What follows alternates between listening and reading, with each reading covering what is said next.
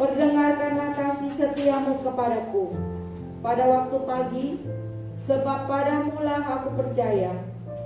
Beritahukanlah aku jalan yang harus kutempuh, sebab kepadamulah kuangkat jiwaku.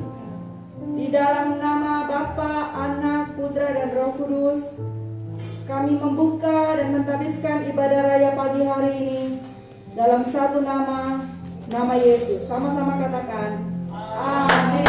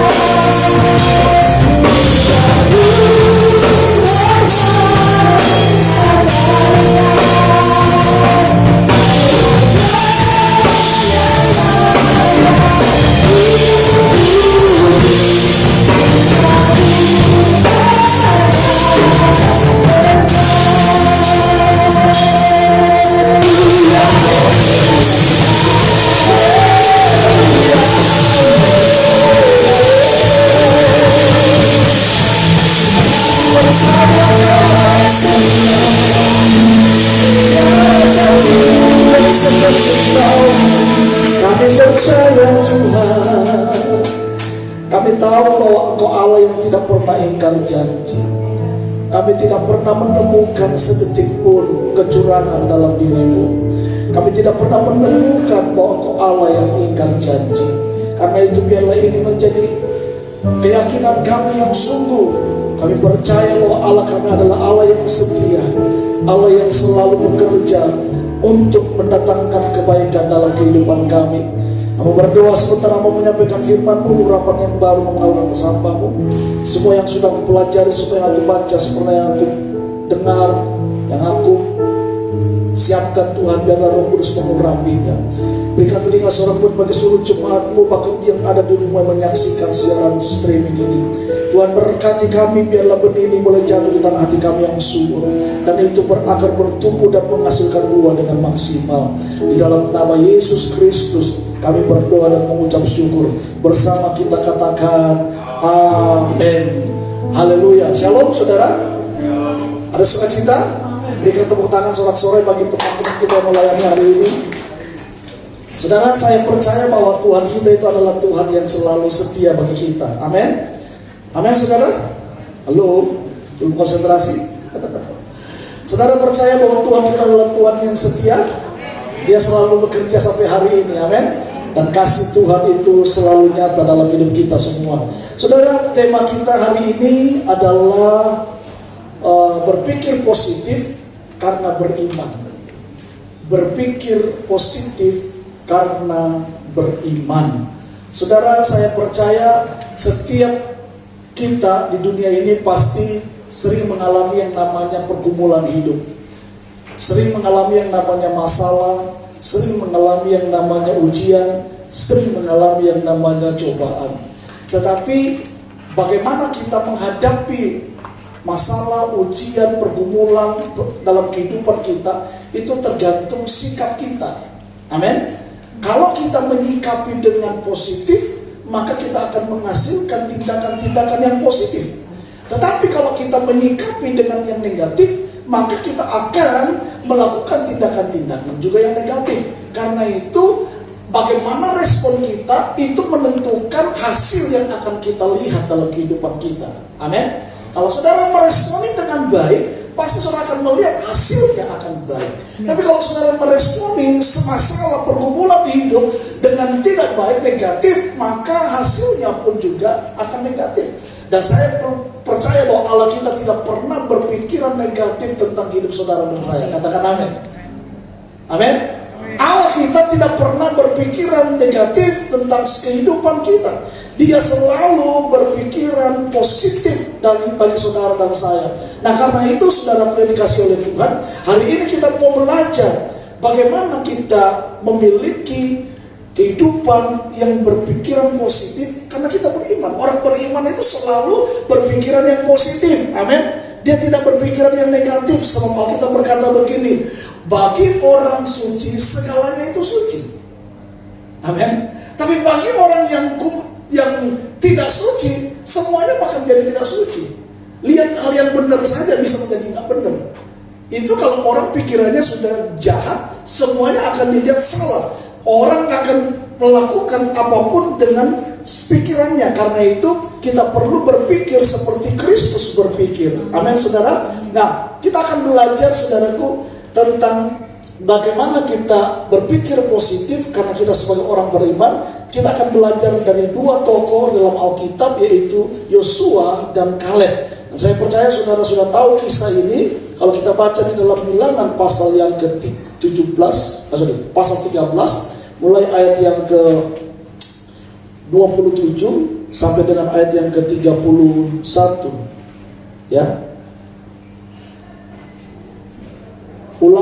Bilangan pasal yang ke-13 mulai ayat yang ke-27 sampai dengan ayat 31. Saudara sudah ketemu? Yang sudah ketemu bilang amin. Amin. Ya, oke. Kalau semuanya sudah ketemu, kita baca sama-sama mulai ayat 27. Nanti saudara sampai di rumah boleh baca semua pasal ini. Ini kisah tentang bagaimana Tuhan memimpin bangsa Israel ini untuk keluar dari tanah Mesir, dan kemudian Tuhan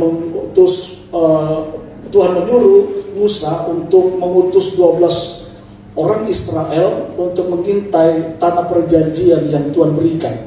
Nah, saudara, ada 12 orang yang diutus di sana, tetapi ada 2 orang yang membawa berita yang berbeda dari 10 orang. Ya, nah kita baca saudara ayat 27, demikian firman Tuhan, sama-sama 2-3. Mereka menceritakan kepadanya, kami sudah masuk ke negeri kemana kau suruh kami, dan memang negeri itu berlimpah-limpah susu dan madu, dan inilah hasilnya. Hanya bangsa yang diam di negeri itu kuat-kuat, dan kotanya berkubu-kubu dan sangat besar. Juga keturunan Enak telah kami lihat di sana.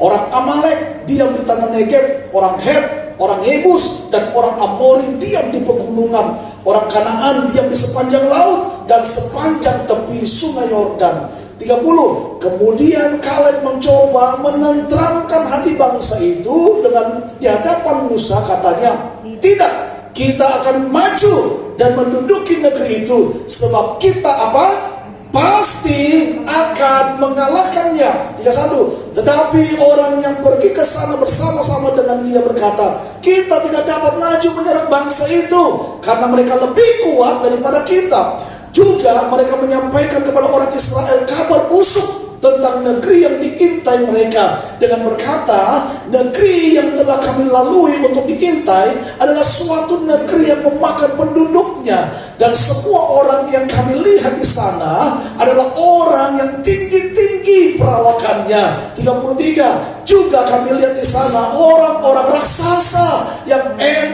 orang enak yang berasal dari orang-orang raksasa, dan kami lihat diri kami seperti belalang, dan demikian juga mereka terhadap kami.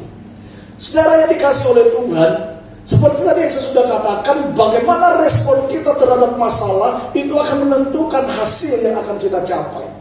Nah, saudara, kita melihat 12 pengintai ini bukan orang sembarangan, saudara. 12 pengintai ini adalah para pemimpin-pemimpin dari setiap suku Israel. Ada 12 suku Israel, masing-masing suku diambil setiap pemimpinnya untuk pergi ke tanah Kanaan mengintai. Saudara, ini bukan orang kacang-kacang, saudara. Ini adalah orang-orang yang memang leaders, pemimpin di suku mereka masing-masing. Tentu untuk menjadi pemimpin itu tidak mudah. Ada kriteria-kriteria yang harus dia miliki, betul, apalagi menjadi pemimpin suku Israel, saudara. Itu harus Tuhan sendiri yang pilih. Zaman itu semuanya Tuhan, karena memang pusat kepemimpinan mereka adalah Tuhan. Tuhan yang menjadi imam mereka, Tuhan yang menjadi leader mereka. Dan saudara, kita melihat para pemimpin-pemimpin ini, suku-suku ini yang mereka pilih, ada 12 orang, semua diutus. Misinya sama. Misinya adalah pergi melihat, mengintai keadaan kota di mana Tuhan sudah janjikan dan Tuhan berikan kepada mereka. Tapi saudara lihat, waktu pulang dari sana, hasilnya berbeda. Seharusnya mereka ini kan melihat yang sama, betul ya? Betul ya? 12 orang ini kan mereka berada di kota yang sama, di tempat yang sama, melihat masalah yang sama, melihat keadaan orang di sana sama-sama. Apa yang dilihat 10 orang dilihat juga oleh 2 orang ini, Kaleb dan Yosua. Pasti saudara, karena pandangan mereka pasti sama. Tetapi saudara, hasil dari apa yang dilihat itu berbeda.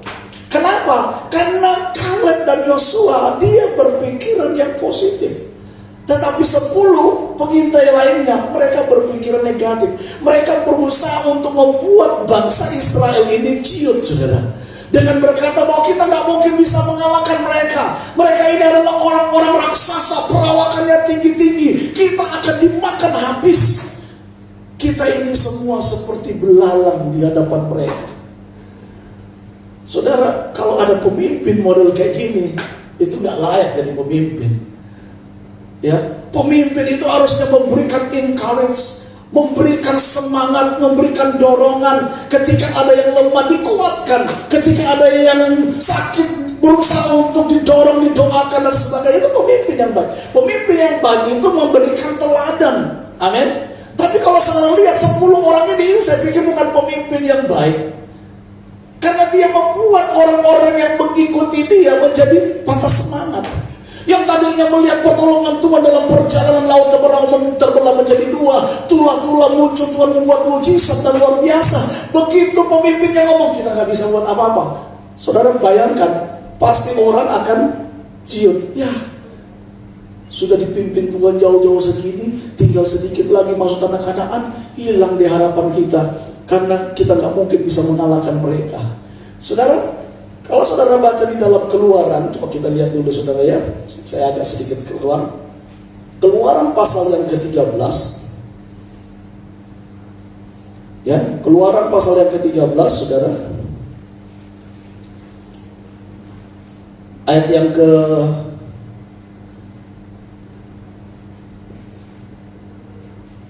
17. Keluaran 13 ayat 17. Judulnya apa? Allah menuntun umatnya. Saudara percaya bahwa Tuhan selalu menuntun kita? Amin. Gak usah ragu, saudara. Minggu kemarin kita sudah belajar bagaimana kita harus percaya bahwa Allah kita adalah Allah yang bekerja dalam segala sesuatu. Amin. Ayat 17 dikatakan begini, setelah Firaun membiarkan bangsa itu pergi, Allah apa? Menuntun mereka melalui jalan ke negeri orang Filistin, walaupun jalan ini yang paling dekat. Allah tidak ya, sorry. Allah tidak menuntun mereka melalui jalan ke negeri orang Filistin, walaupun jalan ini yang paling dekat. Sebab apa? Firman Allah, jangan-jangan bangsa itu menyesal apabila mereka menghadapi peperangan, sehingga mereka kembali ke Mesir. Ayat 18. Tetapi Allah menuntun bangsa itu berputar melalui jalan di padang gurun menuju ke laut Teberau. Dengan siap sedia berperang, berjalanlah orang Israel dari tanah Mesir. Saudara, Tuhan itu memimpin bangsa Israel keluar dari Mesir. Sebenarnya kalau dia melewat jalan orang Filistin, waktunya itu pendek, dekat jaraknya. Ada orang bilang cuma butuh waktu 40 hari, saudara. Ya, ada yang bilang itu akhirnya perjalanannya diputar karena harus lewat jalan, harusnya 40 hari. Tapi mereka diputar lewat jalan lain, akhirnya memakan waktu 40 tahun. Nah, apa sih tujuan Tuhan membawa bangsa Israel ini keluar dari Mesir lalu tidak pakai jalan yang dekat? Seringkali kan kita ketika ada masalah kita mau jalan pintas, betul? Mau carinya cepat-cepat kah? Tuhan kalau bisa cepat-cepat dan masalah ini selesai, dan mari. Ya, langsung Tuhan supaya kita bisa lega, kita bisa bernapas dengan bebas. Saudara, itu sih maunya kita. Tapi maunya Tuhan belum tentu. Bangsa Israel, saudara lihat, ketika mereka keluar dari Mesir, malah mereka dibawa putar ke padang gurun, butuh waktu 40 tahun. Harusnya kalau mereka dituntun lewat jalan bangsa Filistin, mereka cuma butuh waktu 40 hari.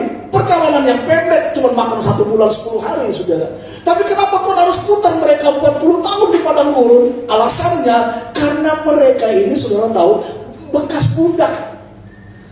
Cuma bisa pegang cangkul, cuma bisa pegang parang, kampak, saudara. Gak bisa pegang senjata, gak bisa berperang. Tenaganya sih oke, kuat, tetapi skill dalam berperang belum punya. Kemampuan insting dalam berperang belum ada. Makanya Tuhan sengaja putar mereka lah lewat jalan lain selama 40 tahun. Untuk apa? Melatih mereka untuk bisa ahli dalam berperang. Haleluya. Kenapa? Karena Tuhan tahu bangsa Kanaan itu orangnya jahat-jahat. Bangsa Kanaan itu orangnya raksasa, lebih hebat daripada orang Filistin. Itu sebabnya 10 pengintai, waktu mereka melihat di tanah Kanaan, mereka bilang, wow, kita gak akan bisa kalahkan mereka. Mereka orangnya raksasa. Coba saudara, kalau Tuhan waktu itu pimpin mereka lewat orang Filistin cuma waktu 40 hari, apakah tambah cium iman mereka? Sudah lewat padang gurun 40 tahun, saudara. Sudah dilatih berperang di situ, menghadapi bangsa Amon, menghadapi bangsa Amori, melawan orang Filistin, macam-macam, saudara. Banyak orang suku-suku bangsa dikalahkan dalam perjalanan mereka bersama dengan Tuhan. Tapi waktu mereka mau masuk ke tanah Kanaan, tetap aja tuh 10 pemimpin ini masih tetap ragu dengan keyakinan, kekuatan yang Tuhan berikan dalam hidup mereka. Seringkali kita menghadapi masalah seperti itu kan. Waktu kita menghadapi persoalan, wah, semangatnya luar biasa waktu berdoa. Tapi waktu lihat kenyataan, ya, apakah saya ini bisa mengalami kemenangan? Apakah Tuhan bisa sembuhkan saya? Apakah saya ditolong Tuhan? Saudara, kita waktu kita melihat faktanya, seringkali iman kita mulai ciut. 10 pengintai di waktu dia lihat fakta, gak bisa. Kita gak bisa kalahkan mereka. Tapi saudara lihat, Yosua dan Kaleb ini memang orang yang berbeda. Kita harus menjadi orang seperti Yosua dan Kaleb. Amin. Walaupun dilihat secara jasmani, tidak mungkin. Orangnya raksasa, gak mungkin kita bisa mengalahkan. Secara fisik bangsa Israel mungkin kalah, ya, dari postur tubuh kalah, saudara. Ya, saudara ingat Goliat aja itu, saudara, bisa mengalahkan bangsa Israel begitu luar biasa, saudara. Apalagi ini kalau seluruh bangsa Kanaan itu orangnya tinggi-tinggi seperti Goliat, saudara, keturunan orang-orang enak. Waduh, mereka pasti akan merasa, wah, kita nggak mungkin bisa kalahkan mereka. Tapi saudara lihat bagaimana perkataan Yosua dan Kaleb ini yang harus menjadi menjadi dasar kita bersama-sama. Dikatakan ayat 30, kemudian Kaleb mencoba menenteramkan hati bangsa itu di hadapan Musa. Katanya tidak. Sama-sama katakan, kita akan maju dan menduduki negeri itu. Sebab apa? Kita pasti akan mengalahkannya. Sama-sama, saya pasti akan menjadi orang yang menang. Saya pasti akan mengalahkan setiap persoalan, pergumulan, masalah dalam hidupku. Amin. Haleluya. Kita ini diberikan Tuhan satu kekuatan, satu hal yang luar biasa. Dikatakan oleh Kaleb, kita akan menduduki negeri itu, sebab kita pasti akan mengalahkannya. Ya, mungkin Kaleb, saudara, kalau saudara baca dalam kitab Yosua selanjutnya, Kaleb itu tetap semangatnya luar biasa loh. Sejak waktu dia mau masuk ke tanah Kanaan, semangatnya masih tetap sama waktu dia usia 85 tahun di dalam kitab Yosua.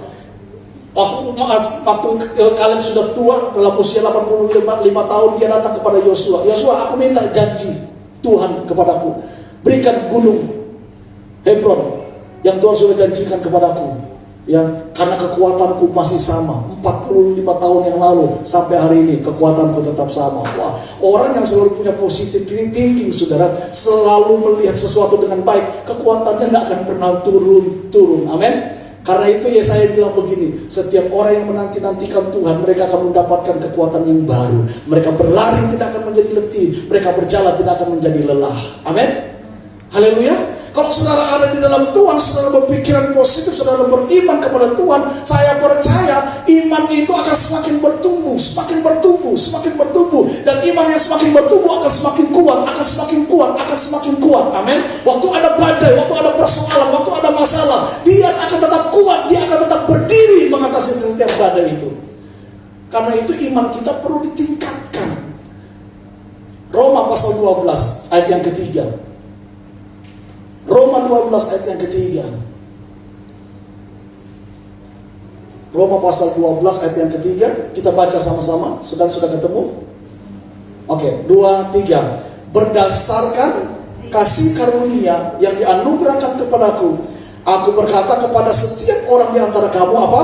Janganlah kamu memikirkan hal-hal yang lebih tinggi daripada yang patut kamu pikirkan. Tetapi apa? Hendaklah kamu berpikir begitu rupa sehingga kamu menguasai diri menurut apa? Ukuran imanmu, takaran imanmu yang dikaruniakan Allah kepadamu masing-masing. Jadi saudara, setiap kita Tuhan itu kasih persoalan kepada kita menurut ukuran imannya. Amin. Dan setiap orang beda imannya. Nah, karena itu kita harus kuat dalam setiap masalah. Karena waktu saudara kuat, saudara akan meningkat lagi di dalam iman. Dan waktu saudara bertumbuh meningkat dalam iman, bukan berarti masalahnya selesai. Memang masalah ini selesai, tapi waktu saudara bertumbuh dalam iman, ada masalah baru lagi yang sesuai dengan ukuran iman kita. Haleluya. Jadi ikut Tuhan itu tidak akan pernah lepas dari masalah. Selalu ada masalah. Halo? Haleluya. Ikut Tuhan itu selalu ada masalah. Loh Pak, saya baru dengar ini. Biasanya ikut Tuhan itu enak. Iya, ada saatnya kita diberikan Tuhan ketenangan, kelegaan, tapi istirahatnya gak boleh lama-lama. Ya, sebab tiang api itu harus bergerak. Kalau tiang awannya berhenti, kita berhenti. Pergunakanlah istirahat itu dengan baik. Haleluya. Ya, tapi waktu tiang api bergerak, ya jangan lama-lama. Saudara Tuhan bergerak, saudara tinggal, saudara bablas sudah. Saudara tidak akan dituntun oleh Tuhan, karena di padang gurun itu untuk penyertaan Tuhan. Pak, kalau gitu jadi orang Kristen susah ya? Nggak susah. Jadi orang Kristen itu sedap-sedap enak, saudara. Haleluya. Kadang-kadang kita ada di jalan tol, tapi itu perlu waspada juga. Jangan pikir saudara di jalan tol itu enak. Justru di jalan tol itu saudara perlu ekstra hati-hati. Betul? Kalau saudara lambat sedikit, yang di belakang bisa nabrak saudara. Ya, jalan tol itu bisa membuat kita lengah. Apalagi kalau jalan tolnya panjang, kan sudah capek, ngantuk, bisa tidur, sudah ketiduran, karena bebas hambatan. Makanya seringkali di jalan tol itu taruh polisi tidur, getaran gitu saudara. Supaya apa? Jangan sampai ketiduran. Haleluya. Ya, supaya jangan sampai ketiduran. Kalau saudara ketiduran lagi nyetir, bahaya. Bukan cuma mencelakakan diri saudara, tapi juga mencelakakan orang lain. Nah, ikut Tuhan seperti itu, saudara. Kita kadang-kadang dibawa ke padang gurun, tetapi jangan takut. Justru di padang gurun bersama dengan Tuhan, padang gurun menjadi rumput yang hijau. Amin. Haleluya. Di sana ada sumber air kehidupan. Saudara yang dikasihi Tuhan, Tuhan mau kita bertumbuh sesuai dengan ukuran iman kita. Haleluya. Karena itu saya mau beritahu kepada saudara, jangan pernah lari dari masalah. Hadapi masalah dengan Tuhan, dan engkau akan melihat penyertaan Tuhan yang luar biasa. Amin. Nah, saudara yang dikasihi dalam Tuhan, Kaleb berkata kita akan bisa mengalahkan mereka. Kita pasti loh, saudara. Kata pasti itu berarti udah yakin, mantep. Bukan cuma 100%, kalau perlu 1000%. Betul? Ya, kata pasti itu sudah nggak bisa digantikan lagi. Sudah benar yakin, mantep ya. Bayangkan saudara, Kaleb itu bisa yakin mantap saudara. Kenapa? Karena Kaleb sudah melihat dengan mata kepala sendiri bagaimana dalam perjalanan mereka daripada gurun, keluar dari Mesir, Tuhan menyertai melindungi mereka. Masa cuma lawan satu bangsa Kanaan ini aja Tuhan gak sertai kita? Ya, bagaimana Kaleb dan Yosua juga melihat pertolongan Tuhan, mujizat Tuhan. Masa cuma mengalahkan bangsa Kanaan yang cuma badannya tinggi-tinggi, mah kita pasti akan babat dia habis, saudara. Itu yang ada dalam diri Kaleb dan Yosua. Ya, saudara, kalau menurut polling, ya, kira-kira suara yang terbanyak yang pasti akan dituruti, betul? Ya, 10 lawan 2 kira-kira menang mana? Menang 10. Tapi Musa ini hebat, saudara ya. Musa ini seorang yang luar biasa, mengerti tentang iman, mengerti tentang pekerjaan Tuhan. Dia nggak wiraukan yang 10 ini, tapi dia percaya kepada yang 2 ini. Saudara, tidak selamanya yang minoritas itu tidak baik. Kadang-kadang yang minoritas itu juga bisa mendatangkan kebaikan, dan mungkin itu cara Tuhan. Haleluya. Kadang-kadang mungkin yang nggak biasanya itu bisa jadi itu cara Tuhan untuk menolong kita. Kan kalau kita selalu berdoa, Tuhan minta yang spektakuler, yang mujizat, yang hebat-hebat, itu berarti Tuhan tolong. Belum tentu loh, saudara. Ya, tidak selamanya Tuhan menolong kita, Tuhan berbicara lewat hidup kita dengan hal yang luar biasa, yang spektakuler, tidak. Kadang-kadang Tuhan sederhana, tapi disitulah diperlukan yang tadi saya katakan, iman yang bertumbuh, supaya kita lebih mengenal apa yang Tuhan mau dalam hidup kita. Amin. Nah, setelah kita kembali kepada tema kita, hidup positif karena iman. Ya, saudara, Musa ini mengirim 12 pengintai ke tanah perjanjian, tetapi 10 orang mengatakan hal yang buruk. Sisa 2 orang yang mengatakan hal yang baik, yaitu Yosua dan Kaleb. Dan hasilnya Yosua dan Kaleb, saudara, berhasil masuk ke dalam tanah Kanaan, tanah perjanjian, ya, dan menikmati janji Tuhan yang digenapi. Mereka menikmati susu dan madu, mereka mengalami berkat-berkat Tuhan. Aneh loh, saudara ya. Mereka ini lebih takut kepada musuh daripada percaya pada janji Tuhan. Padahal 10 ini sudah melihat sendiri, mereka sudah tahu memang di sana itu melimpah susu dan madu. Bahkan mereka membawa pulang itu berkas-berkas, saudara.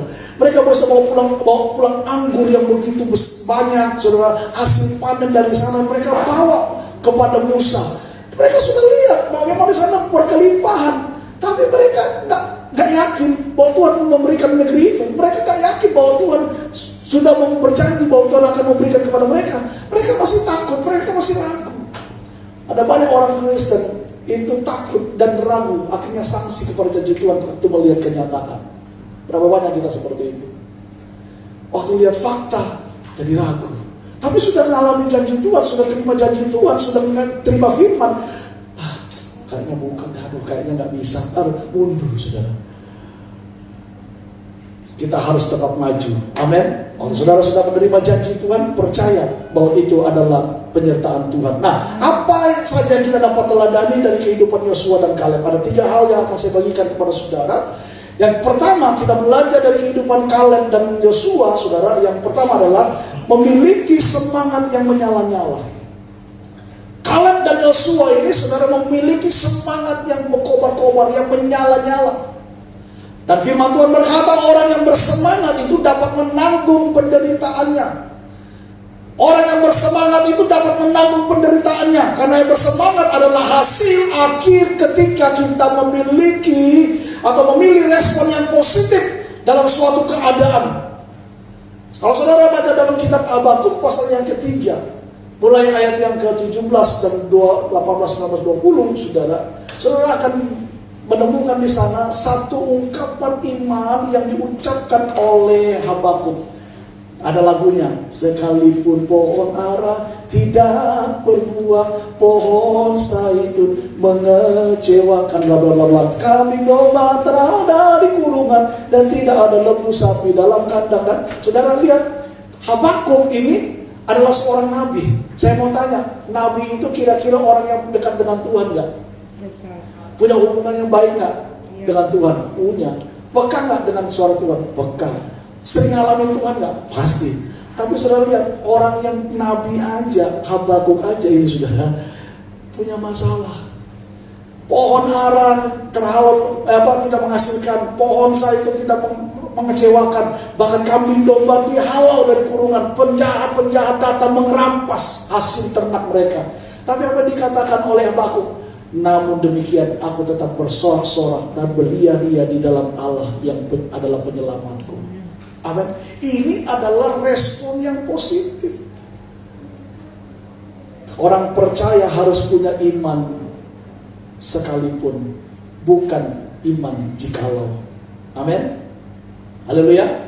Harus punya iman sekalipun, bukan iman jikalau. Jikalau Tuhan memberkati aku, maka aku akan sungguh-sungguh melayani Tuhan. Jikalau Tuhan menyembuhkan aku akan setia untuk melakukan pekerjaan Tuhan. Jikalau Tuhan memberkati aku akan memberikan buat persembahan Tuhan, pekerjaan Tuhan. Saudara, itu iman jikalau. Nah, kalau Tuhan gak sembuhkan, bagaimana? Murtad dong. Nah, kalau Tuhan gak tolong, gimana? Jadi orang yang hidup kacau. Tapi milikilah iman sekalipun. Amin. Sekalipun Tuhan tidak menyembuhkan aku tetap percaya Dia Allah yang baik. Amin. Sekalipun Tuhan belum memberkati aku tetap percaya Dia Bapa yang setia. Jacqueline Selose divonis dokter kena kanker otak, saudara. Ya, tahu ya, Jacqueline Selose pencipta dan penyanyi lagu rohani. Ya, tahu banyak lagu-lagu yang dia ciptakan. Ya, dan dia bersaksi, saudara. Dia ini, saya lupa nama penyakitnya apa. Itu penyakit ini langka. Ya, penyakitnya ini langka di dunia ini ada kalau nggak salah 3 orang pada waktu itu yang kena penyakit ini. Satu di Jepang sudah meninggal, yang satunya di mana? Dan dia salah satunya orang Indonesia. Tapi sampai hari ini Jacqueline Selose tetap sehat dan dia disembuhkan oleh Tuhan. Ya, oh dia sudah operasi ke Singapura, nggak ada harapan. Pergi ke Cina, saudara, nggak ada harapan. Satu kali Jeffrey Rahmat, Frankie Siombing dan Jacqueline Selose mereka bikin acara di Surabaya. Itu kami hadir ya. Mereka bikin acara malam sumbang dana untuk Jacqueline Selose punya obat karena habis biaya banyak, saudara, dan butuh uang juga untuk pergi ke Cina untuk dia berobat, saudara. Tapi semuanya hasilnya tidak memuaskan. Tapi waktu Tuhan melawat dia dan menyembuhkan dia, sampai hari ini mujizat itu terjadi dan sampai hari ini dia hidup. Dan dia menjadi desainer juga kan, saudara, salah satu Miss Universe atau Miss World ya, itu memakai desainnya bajunya dia, saudara. Oh, ini juga desain terkenal loh, saudara ya. Jangan saudara pikir orang kalau itu hidupnya berkenan kepada Tuhan, Tuhan akan promosi dia naik terus. Amin. Ya, dan luar biasa dia hidup sampai hari ini. Saudara tahu satu perkataan yang sangat memberkati saya waktu itu, waktu Jeffrey S. Chandra bersaksi, dia mengantar Jacqueline dari Jakarta ke Bandara Soekarno-Hatta, ya, karena mau ke Singapura untuk berobat dan sebagainya. Dia naik kursi roda, kemudian Jeffrey S. Chandra antar dia. Jeffrey bilang begini, Jack, semangat ya, percaya sama Tuhan ya, Tuhan pasti tolong. Karena Jeffrey takut imannya cuit gitu, saudara, terus dia hilang pengharapan, mulai ragu dengan Tuhan. Tapi apa jawabannya Jeffrey? Dia bilang gini, Jeff, gak usah takut. Sekalipun Tuhan tidak menolong aku, dan sekalipun Tuhan tidak menyembuhkan aku, sekalipun Tuhan mengambil nyawaku, aku tetap percaya bahwa Dia adalah Tuhan yang baik. Saya waktu dengar dia ngomong kayak gitu, saudara, hati saya nangis, saudara. Makanya dia ciptakan lagu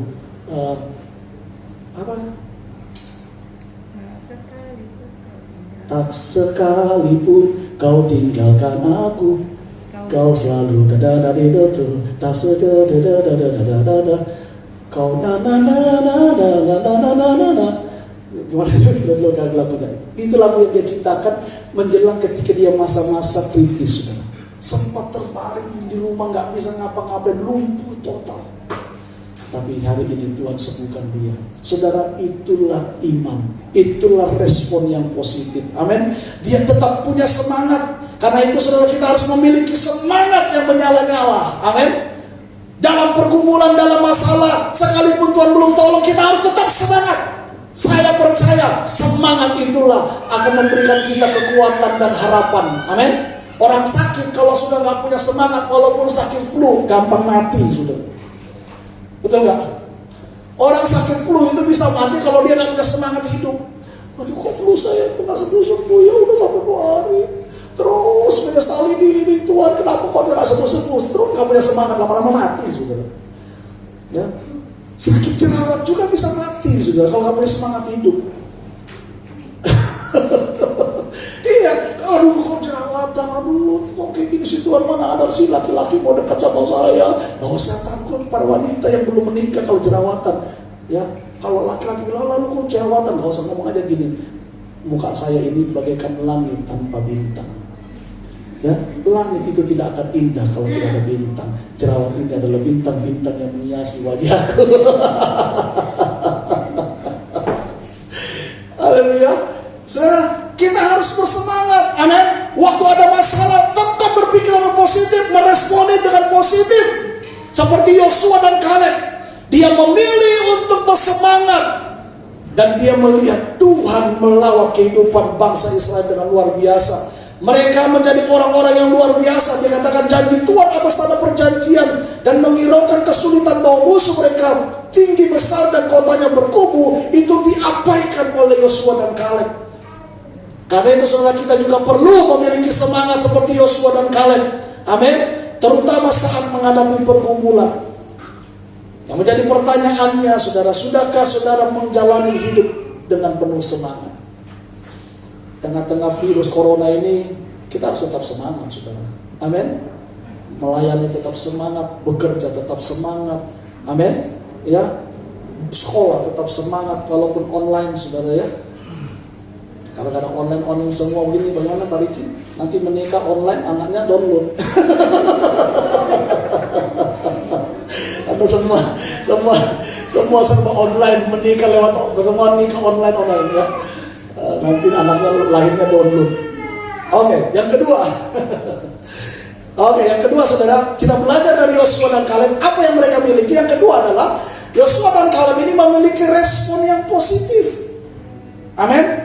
Memiliki respon yang positif saudara. Dalam kehidupan setiap orang pasti pernah mengalami kesulitan dan pergumulan hidup. Yang membedakan hasil akhirnya adalah tergantung dari respon yang diberikan. Karena itu saudara, ingatlah bahwa setiap respon yang negatif yang tidak pernah akan menghasilkan sesuatu yang positif. Oleh sebab itu kita perlu belajar dari keteladanan Yosua dan Kaleb, bagaimana mereka memiliki respon yang positif ketika menghadapi masalah. Dia tidak takut, pasti kita akan mengalahkan mereka. Pasti bersama dengan Tuhan kita menang. Amin. Haleluya. Amin. Ya.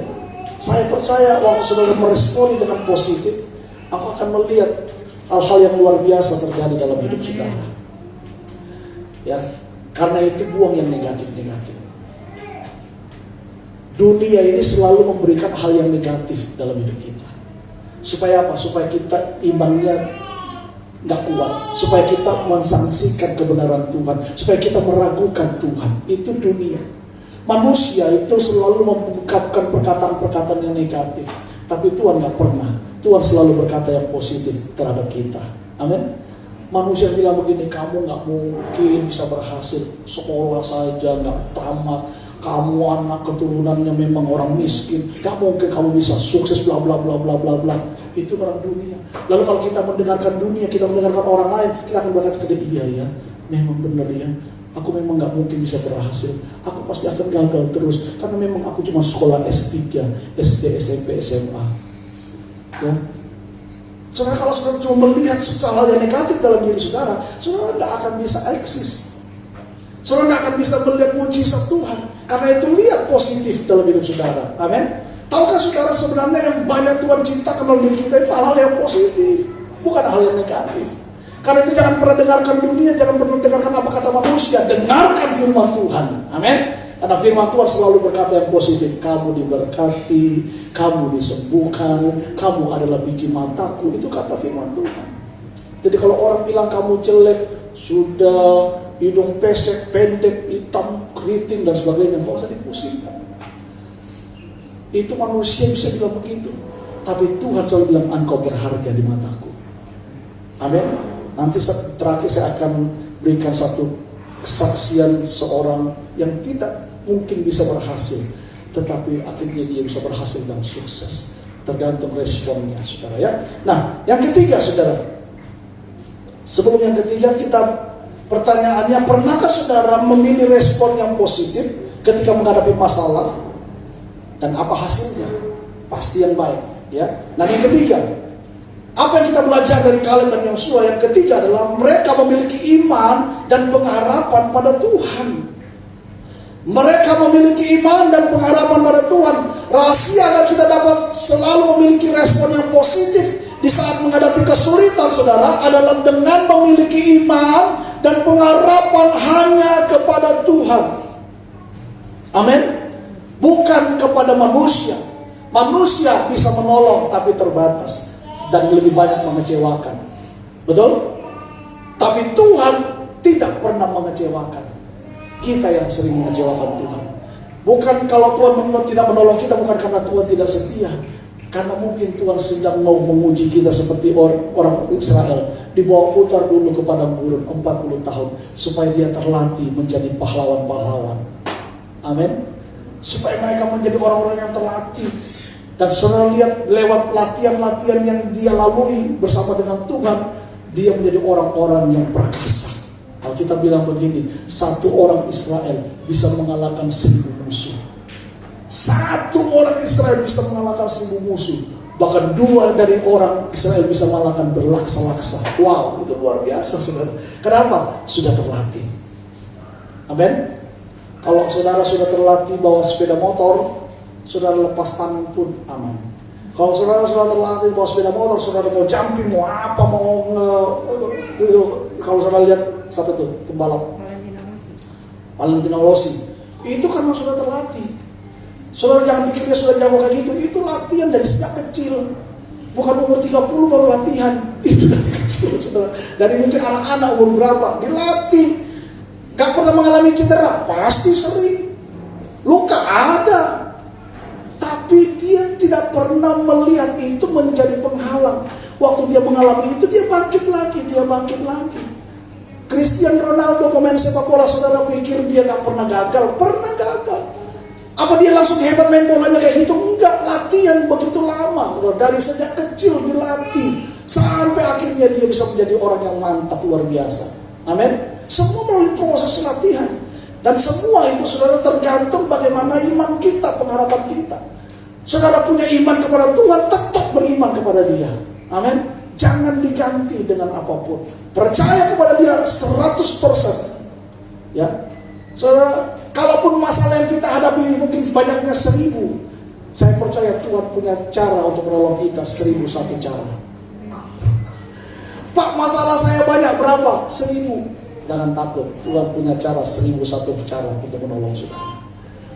Haleluya. Tuhan sanggup. Jika kita hidup sepenuhnya bersandar kepada Tuhan, maka kekhawatiran kita tidak akan berlebihan, saudara. Karena kita tahu bahwa Tuhan kita lebih besar dari masalah yang sedang kita hadapi. Hal itu akan memampukan kita untuk selalu memiliki respon yang positif.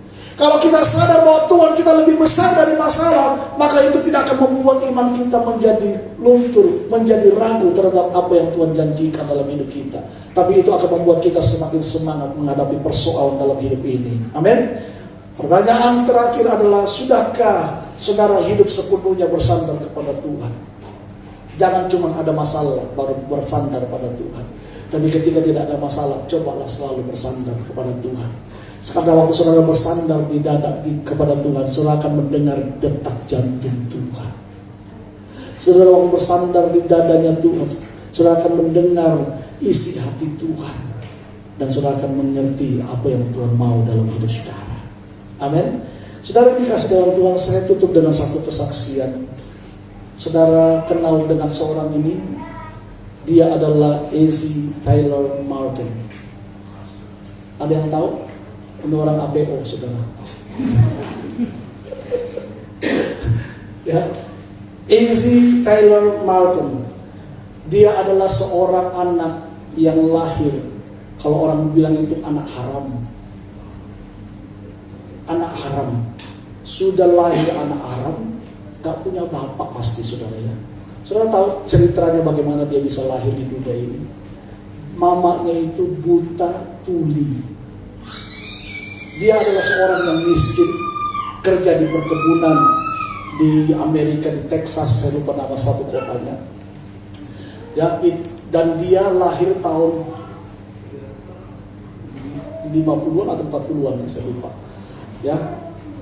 Dan saudara tahu, dia lahir dari seorang mama yang bisu dan tuli. Saudara bisa search nanti di Google dan sebagainya. Tapi jangan dulu buka sekarang, dekat khotbah dulu ya. Habis dekat khotbah, biar baru saudara cari berita tentang dia. Ya, nah dia saudara tahu, dia lahir dari seorang mama buta tuli. Dan waktu mamanya ada di kebun lagi kerja, dia diperkosa oleh seorang yang tidak bertanggung jawab. Diperkosa dan kemudian singkat cerita mamanya hamil dan akhirnya lahirlah Eze Tyler Martin. Ini adalah nama suaminya, marga suaminya. Ya. Nah, waktu dia lahir, akhirnya dia bertumbuh dengan seorang ibu yang cacat secara fisik, buta tuli. Dia dibesarkan oleh seorang nenek, saudara. Dalam menjalani hidupnya, dia penuh dengan kekecewaan, frustrasi, marah, tidak bisa terima terhadap nasib dirinya sendiri. Dia berkata, kenapa saya lahir menjadi orang yang susah? Kenapa saya lahir menjadi orang yang miskin? Saya gak mungkin bisa berhasil, saya gak mungkin bisa berubah hidup saya.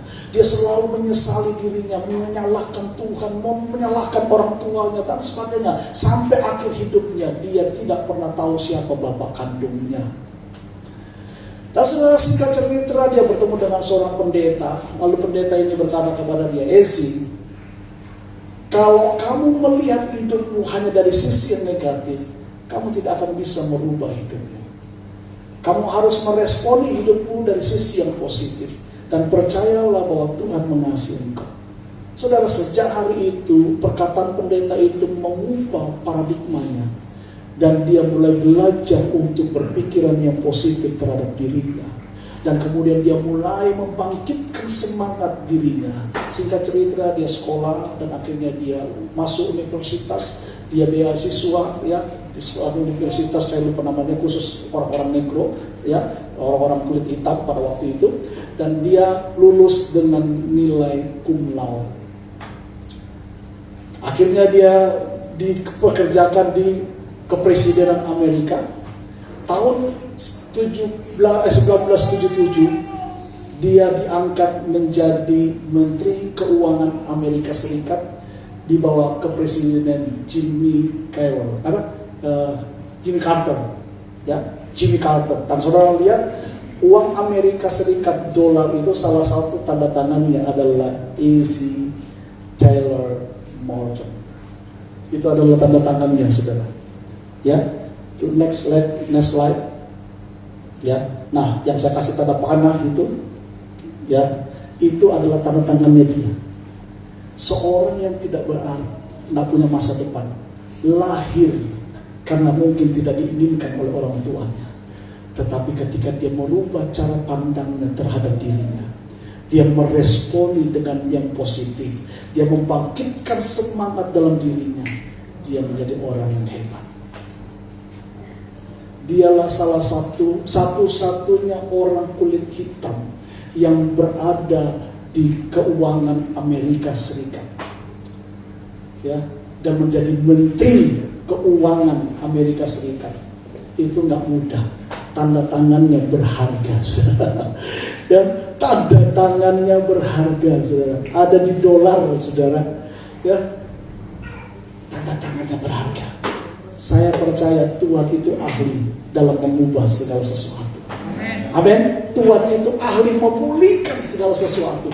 Karena itu saudara, mari kita memiliki pikiran yang positif dan tetap beriman kepada Tuhan. tetap punya semangat dalam menjalani hidup ini. Amin. Jangan putus semangat. Tuhan gak mungkin kan? Kalau saudara bilang gak mungkin, gak mungkin. Tapi Tuhan itu adalah Allah yang bekerja dan selalu mungkin. Amin. Amin, saudara, mungkin.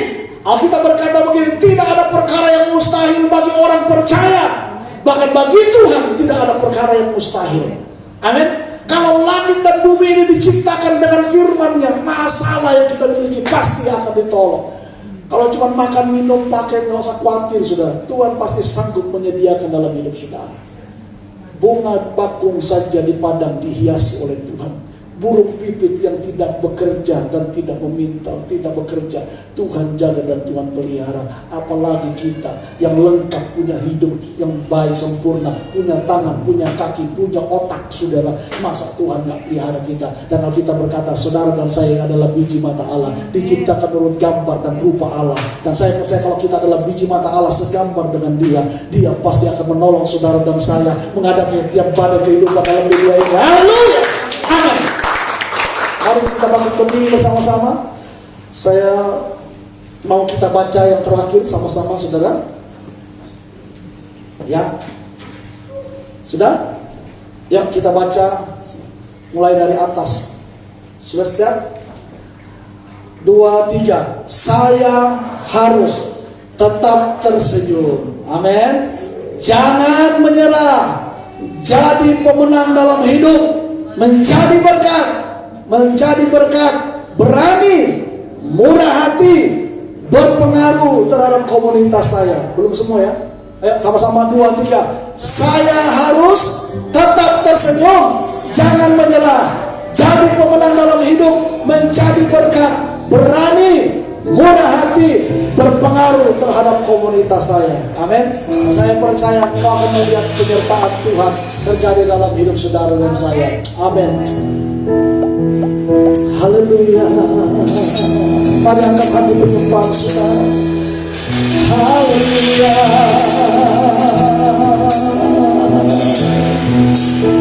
Kami percaya kau Tuhan,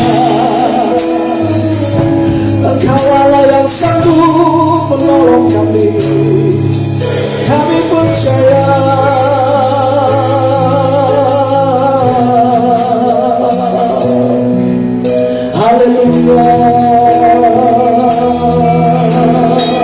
Mari saudara naikkan penyembahan. Dia ada di tengah-tengah kita. Sembah Dia, sembah Dia. Buka hatimu. Gak usah pikirkan masalahmu.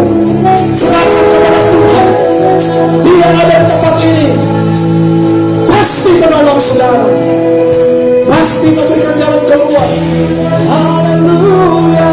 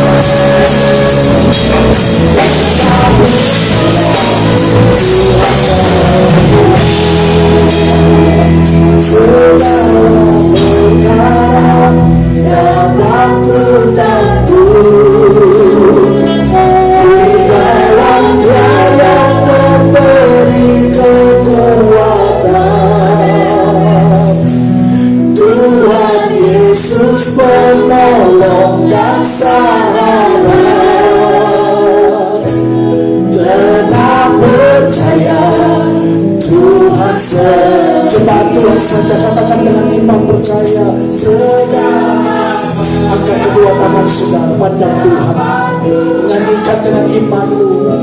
Tuhan sanggup menolong kita.